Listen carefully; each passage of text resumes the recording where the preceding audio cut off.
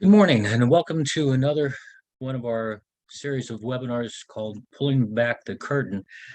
Today we're going to talk about if you're buying a house, the steps that you should take and the information you should gather when you're making your decision and how to prepare and what important items there are when you're talking about financing, what you need to know about the process of once you sign the agreement of sale, what happens, and closing, what happens at closing and post-closing, and the documents you should gather and keep as you go along.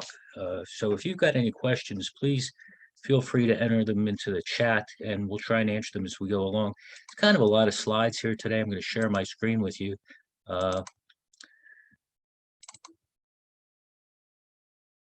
And this usually takes us about 25 or 30 minutes. If we have questions, it could take a little longer. But again, the title of this presentation is Buying a Home, a quick step-by-step guide and how to save thousands on closing costs. So we're going to talk about our programs, our special programs as well, that can help you save, again, thousands of dollars in closing costs. A little bit about me. I've been an attorney for over 30 years. I've been a member of the West Penn Multi-List for over 22. I'm a broker. I mean, so you have to engage in a number of transactions. I had a lot of education. I own a mortgage company called Advocate Mortgage. We've closed hundreds of millions of dollars in mortgages over the decades. I've personally closed hundreds, maybe thousands of closings and I know I've issued thousands of title insurance policies. So I'm a certified financial planner and registered investment advisor. So I can take you from when you're starting to look for a property, help you gather the information that you need so you can make an educated decision on when you make an offer on a house and know, people lose houses all the time because they're not educated to what the market is. By the time they get educated, they've lost 3 or 4 or 5 houses. So we try and encourage preparation, and you're going to see that in this presentation. By the way, if you want to go to our website, keitheliou.com, under buyers, this presentation was basically taken from our buyer's checklist and guide to buying a house in and around Allegheny County. So you can pull that off and it's going to have a lot of the same information in that guide. We're going to go through it because, I don't know about you, but it helps me to have some context rather than just picking up a book and trying to figure it out as I go along. Again, we're trying to show buyers how to make the plan to buy the house. So it's just so you're not just looking at one house after another and you don't really have a target.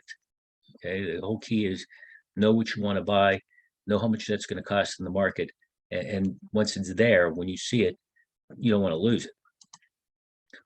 Here's our agenda. We're going to show you how to list the options that you want to have, the qualities and characteristics you want to have in a house. Find out what those options are going to cost in terms of a sales price. So I want A, B, and C. Then you look at the market. Well, what's A, B, and C cost in the market? We're talking about getting pre-qualified, what that means, and being prepared for bidding battles, and knowing you have to know how the contract works and know what you're capable of doing before you get into the battle. And when you make the offer, you have to have data to support your offer. It can't be an emotional decision. Those offers usually don't work, and you get emotions involved, and people decide they're not going to counter just because you made an offer that was ridiculously low without any kind of support for it. You have to understand the contract in advance and what your obligations and rights are once you've signed the contract.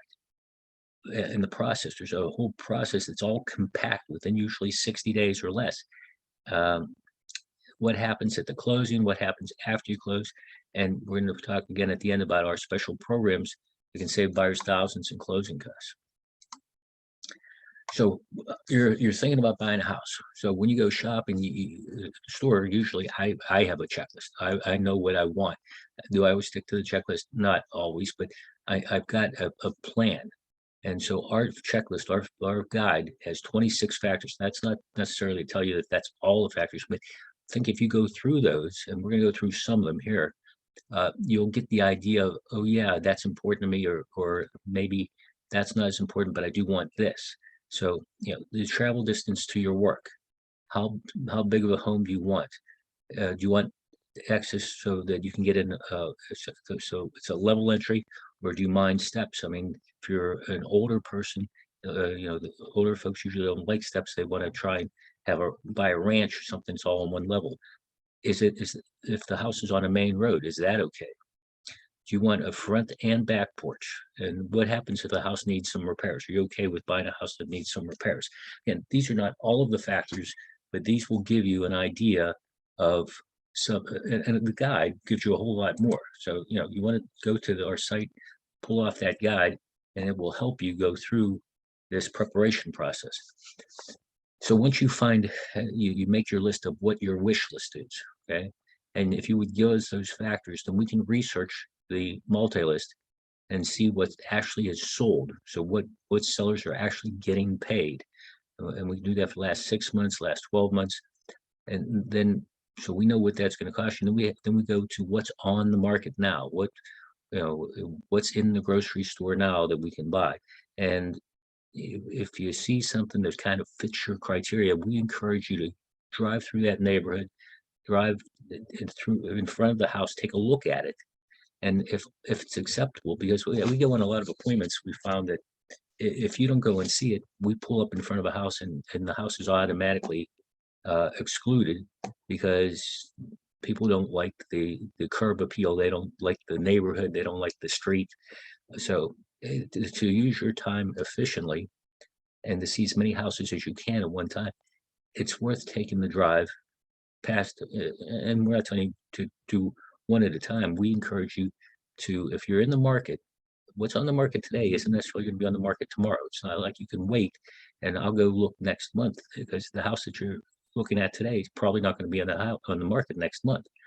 So this is a mission that when you're looking for a house, you have to have a plan, and you may drive by 20 houses, and then you may call me and say, Keith, I like these 10. Let's make appointments to see these 10.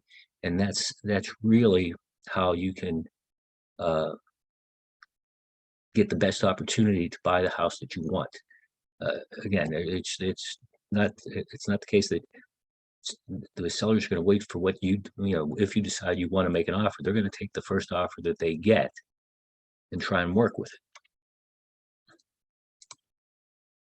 it.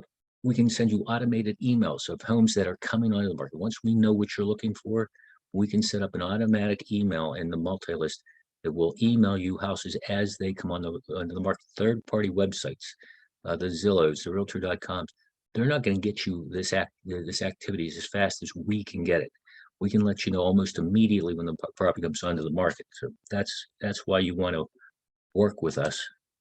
And then pre-qualified. I own a mortgage company, so we don't have to send you someplace else and worry about whether or not the person at the other end, the loan officer, knows what they're doing. We know what the rules are. We've done hundreds of millions of dollars of mortgages. If you get a conventional loan, there are different rules: conventional, FHA, and VA. But to give you an idea, the income and debt ratio, most of your debts can be is 43% of your monthly income. And then you need money to close. So you have to qualify with your income. So if I make $10,000 a month, I can have $4,300 a month in total debts, including the new house payment. But how much cash do I need? People don't really understand this. If you haven't bought a house, or even if you have, you think, well, I'll put 5% down, and the house is $100,000, so I need $5,000. No, the down payment's just one part of the money that you need to buy a house. There are closing costs for things like appraisals and transfer tax and title insurance and recording fees.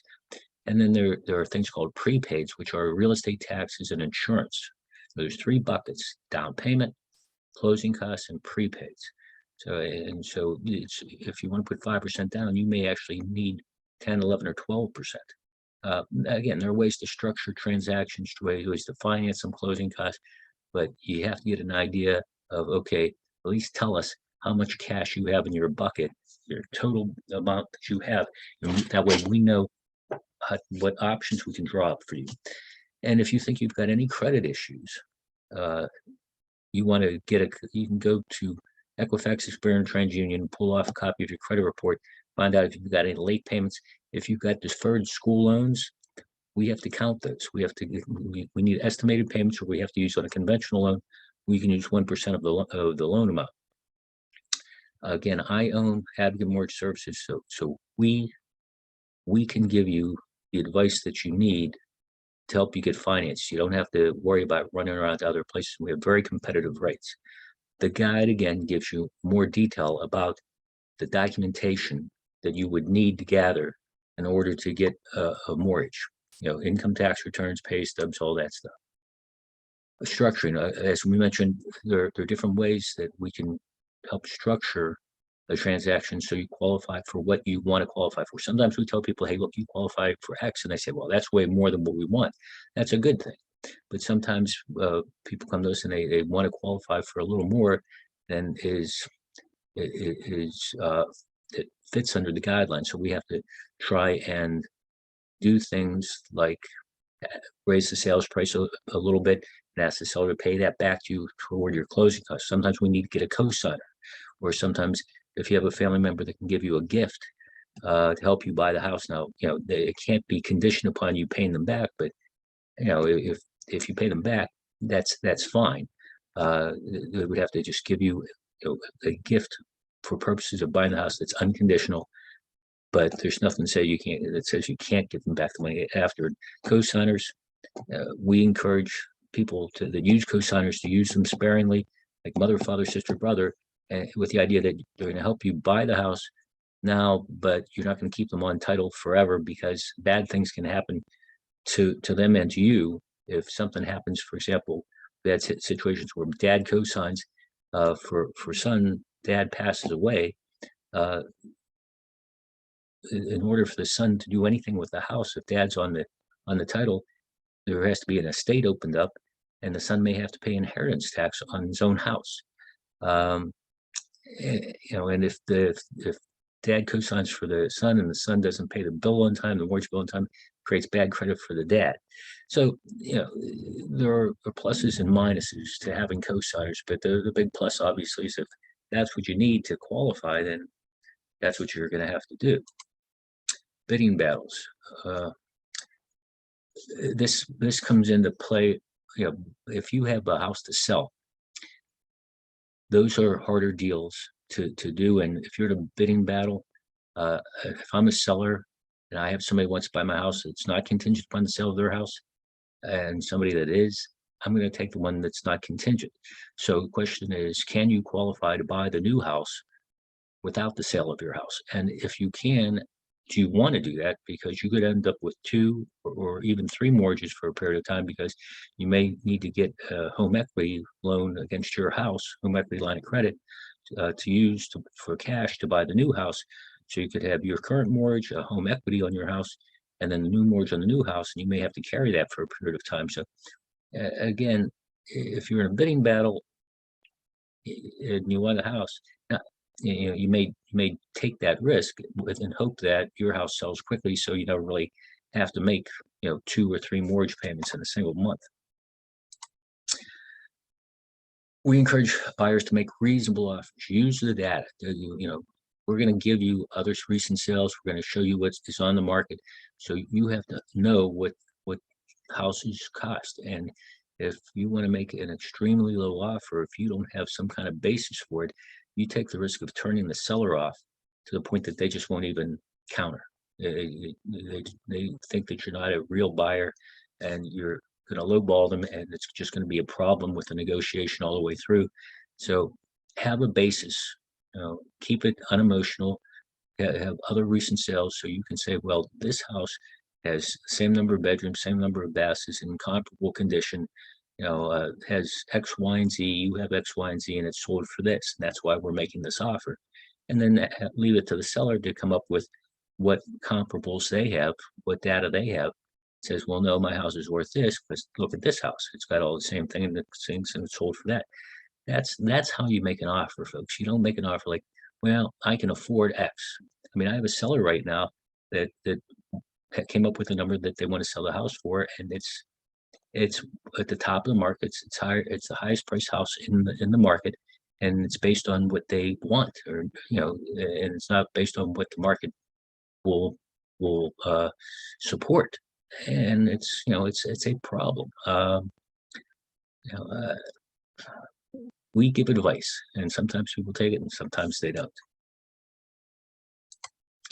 Understand the contract. There's a standard contract put up by the Pennsylvania Association of Realtors, and it's a pretty good starting point. But some provisions are slanted toward sellers, some are slanted toward the buyers. So when you're drafting your contract, you have to know what those are before you make the offer. You need to read the contract. It's 14 pages long. Some of it doesn't apply in every transaction, and some of it does apply in every transaction. And I'm an attorney and a real estate broker, and so I can help you go through that contract before you even find a house that you're looking that you want to make an offer on. You want to have an idea of what the provisions do, and there's some paragraphs, like paragraph 7 is very important because it's got what stuff's included. There's always, not always, but there are often battles at the closing about the seller took something that was supposed to be left, or the buyer thought something was going to be left and it wasn't in the contract. So you want to take a look at that, and also at the very end of the contract you have to watch, because there's an open paragraph where provisions are put in. You have to be very careful of looking whether or not somebody put something in there. So again, with me, I'm an attorney, and so I've gone through thousands of contracts, and we can give you great support when you're deciding to make your offer. What happens? Okay, again, I mentioned this before. Once you sign a contract, there's a whole bunch of stuff that has to happen, and most of it has to do with the home inspection clause. You should review the seller disclosure very carefully before you make your offer, because you're going to need to decide what inspections you need, and these all cost money. But if you see things in addition to the home inspection, general home inspection, if you see things like the roof is 30 years old, you're going to want to get a roof inspection. Okay? If the furnace is 30 years old, you're going to want to get a furnace inspection. If you see a crack in the structure, you're going to want to get a structural engineer. They all cost money, but if you're talking about spending hundreds of thousands of dollars for a house, you're going to want to do these things in advance. And if it turns out that these things are real problems and the seller won't help you fix them, well, it's better you lost a few thousand than a few $100,000, right? So, and there are time frames. All this stuff has to be done with it. If you don't, then you're going to lose your rights. But at the same time, as you're doing the home inspection, you're applying for a mortgage, and you're going to have to pay for an appraisal. And so there's a time limitation on how much time you're going to have to get a mortgage. We recommend you get a title search and a survey. And depending on the program that you enroll in with us, we actually, if you do the full commission model, we actually reimburse you for a home inspection and a survey up to $1,000. We're going to get to that in a little bit. But these things cost additional fees, but you're going to want to know if there are things that are in the title that are a problem. If there are easements, if you want to put a pool in the backyard and there's a utility easement running right through the middle of the backyard, you're not going to be able to put your pool in. So if you're buying it for that reason, you're going to want to get some of these things. And if you're concerned about where the exact boundary lines are, you're going to want to get a survey. Again, they cost more money. You don't have to do it, but we've seen people buy houses. We get a call a month from people who have a problem with their neighbor because of boundary line problems. Utility bills. You want to get copies of utility bills because if you do buy the house, you're going to need to transfer the utilities to your own name, and it helps a whole lot. You got to watch. You don't want to necessarily turn them off. It's a little tricky because usually you want to transfer them on the day of closing. You don't want to pay for utilities before you buy the house, but you also don't want them to shut things off, and then you have to get them turned on again. That usually requires an appointment, and you're going to be at the house waiting for hours for somebody to show up to turn your utilities back on. So it's small, but it's important to keep in mind. You can ask for a home warranty. Some buyers do this routinely in their offer, but if you see issues with appliances, if you think some of the appliances are older, you can ask the seller. It's usually $500 or $600 to provide a home warranty to take care of problems if any of the appliances break in the first year. But again, you have to see what the home warranty actually says, because there are deductions and co-pays that go along with a lot of those as well. Okay, so you get through, you made your offer, you have your contract, you've gone through the process of getting your mortgage, do the inspections, you did your final walkthrough, and that's what this first paragraph deals with. In the standard contract, you get 2 walkthroughs. So we always encourage you to do these in advance to make sure that the condition of the house, the reason for the walkthroughs, to make sure the condition of the house is the same as when you bought it, and also to make sure the seller didn't take things that they were supposed to leave. So we don't like you to do the walkthroughs at the very last minute. You get 2, and if the house is vacant, there's no reason why not to do it a few days in advance. Yeah, if you get there and somebody broke in the night before you closed, it's an issue, but the house probably most likely should have been insured, so you can work that out. But if you wait till the very last minute and there is a problem, there's no time to fix it. So, we encourage you to do at least one walkthrough, 3 or 4 or 5 days in advance. The closing itself it takes maybe an hour, and that's only because if you've got a mortgage involved, the buyer's got to sign a whole bunch of papers. Usually most of the closing has to do with the buyer. When I represent sellers, I usually let them start for at least a half an hour or 45 minutes before I get there, because there's nothing really for me to do. We should have reviewed all the documents in advance. We should have signed what we needed to sign and gotten everything to the closing officer. And so we're there to have our money either given to us in a certified check or wired. And we should know what that number is going to be at least 3 days in advance of closing. If you're the seller, if you're the buyer, you've got to get your numbers at least 3 days in advance of closing. Can some things change? They can, but if you've got a good lender, we get our clients, our buyers, our borrowers, all of their documents 3 days and 3 business days in advance of closing, so they know what they're going to need, and nothing changes from our perspective as the lender, Advocate Mortgage. We have our buyers well prepared, so they know, and we can actually give them all the papers if they want to take a look, because there's too many papers to actually read. I mean, there's hundreds of pages for buyers. You're not going to be able to read all that at closing. So if you want to read it, we'll give it to you in advance. It's standard documentation, but what's standard for us in the industry and what's standard for a buyer that does this every 5 or 6 or 7 years is different.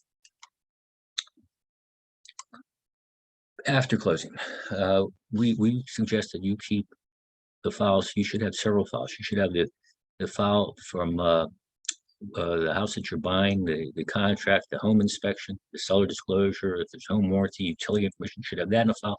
You should have a mortgage file of everything you submitted to the mortgage company, and you should have a closing file with the final numbers, the mortgage note, and everything you signed at closing. And you want to keep those, and you can actually make copies if you want to keep them in 2 different places, but you want to keep those in a safe place. And you're going to get original documents of like the deed and the final title policy a month or 2 after closing, and those would go in the final closing numbers. And those are important to keep. The original deed, if you lose it, you can get a certified copy at the courthouse. It's not a big deal. The final title policy, though, can help you when you go to sell your house if there's a title issue due to something prior to when you closed, something that was on the record from your seller or the seller's seller. That final title policy can help solve a problem for you when you go to sell your house. And people don't think about that when they get these papers, and very few people can find it. But just remember, when you close, keep 3 files: the file from the purchase, the file from the mortgage, and the file from the closing. You'll need those at some point down the road. Now, a couple of slides about our programs. We've got special programs that can save you thousands of costs. We've got 2 programs. One is based on the traditional commission-based model, and the second one is on the hourly rate model. So in the traditional commission-based model, the seller pays a commission, and from that commission, part of it goes to the company that listed the house, and part of it goes to the company that brings the buyer. and that's called the selling agent. And so what we're doing right now, when we're representing buyers, if you buy a home for $200,000 or more, we're reimbursing you for up to $1,000 for a home inspection and a boundary line survey. And we're going to waive our administrative fee of $500. So there's $1,500 right there. And we're going to give you $500 towards your closing costs when you work through us in our group of companies. So we're going to represent you buying the house. We're going to do your mortgage. We're going to do your closing. We're going to give you a credit of basically $2,000. If you buy a $300,000 house, we're going to take that $500 credit for costs. We're going to increase it by, we're going to double it to $1,000. So we're going to give you the $1,000 for the home inspection, the boundary line survey, and waive our administrative fee, and we're going to give you $1,000. So that's $2,500, and that goes all the way up. It keeps going up to where you get to $600,000. So we're saving you thousands of dollars in closing costs that other companies are not doing for you.